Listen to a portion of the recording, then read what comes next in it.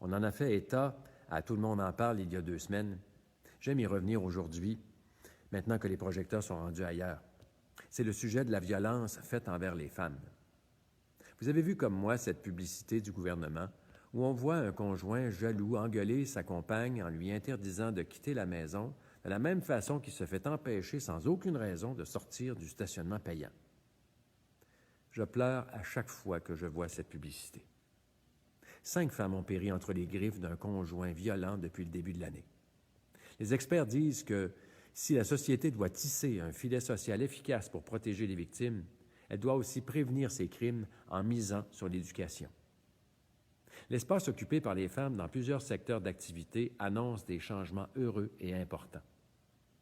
Mais il reste que, dans plusieurs milieux, comme ici en région, où le degré de scolarisation est plus faible chez les garçons, le risque de développer des comportements violents est bien réel.